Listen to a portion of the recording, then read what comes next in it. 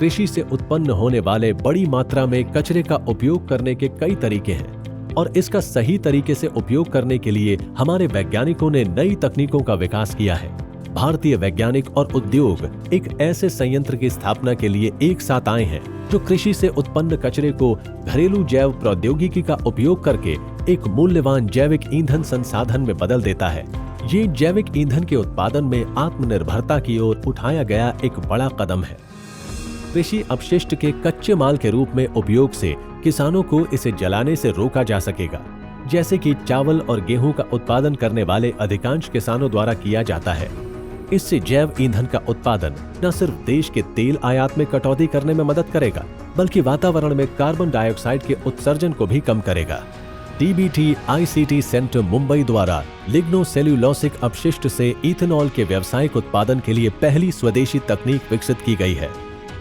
काशीपुर में आईजीएल में निरंतर आधार पर 3000 लीटर इथेनॉल प्रतिदिन का उत्पादन करने के लिए प्रतिदिन 10 टन बायोमास की क्षमता वाला एक प्रायोगिक संयंत्र स्थापित किया गया है। इस प्रौद्योगिकी के वाणिज्यीकरण के लिए अब इसे 2 तेल विनिर्माण कॉरपोरेशनों, भारत पेट्रोलियम कॉरपोरेशन लिमिटेड और हिंदुस्तान पेट्रोलियम कॉरपोरेशन लिमिटेड को स्थानांतरित कर दिया गया है।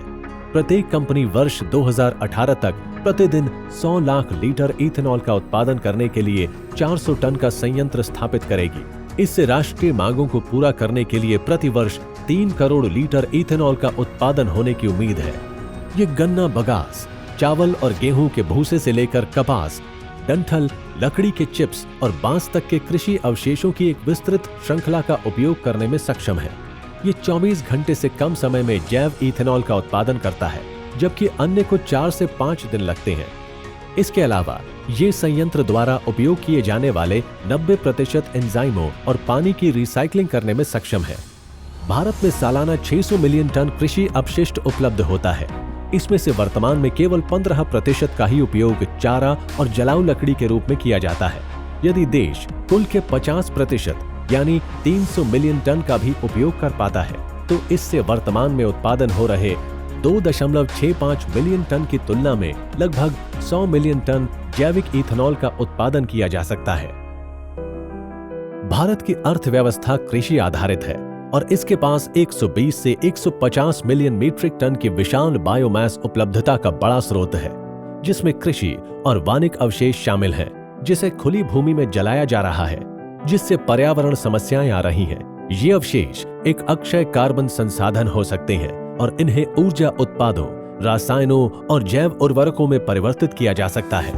भारत में लगभग 500 से 550 मिलियन मीट्रिक टन फसल अवशेष प्रति वर्ष उत्पन्न होता है और सबसे अधिक मात्रा में संसाधित अवशेष गन्ना 141 मिलियन मीट्रिक टन, चावल 122 मिलियन मीट्रिक टन और गेहूं 110 मिलियन मीट्रिक टन है। CSIR IIP वर्तमान में एस्टन विश्वविद्यालय यूके द्वारा समर्थित एक मोबाइल पायरोलिसिस यूनिट पर काम कर रहा है, जो कृषि अपशिष्ट अवशेषों के रूपांतरण के लिए 20 किलोग्राम प्रति घंटा क्षमता वाले ट्रक आरोहित यूनिट को ऑन साइट या खेतों में ले जाया जा सकता है। इससे किसानों को इन अवशेषों को समेटने और संग्रहित करने की आवश्यकता समाप्त हो जाती है और अगली फसल लगाने के लिए किसानों द्वारा खूंटी जलाने के जोखिम को कम करता है।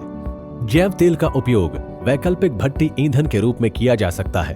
बायोचार उपोत्पाद 20 से 22 मिलीजूल प्रति किलोग्राम मिट्टी के संवर्धन, जल शोधन और ऊर्जा और ताप अनुप्रयोगों के लिए उपयोग हेतु पर्याप्त है।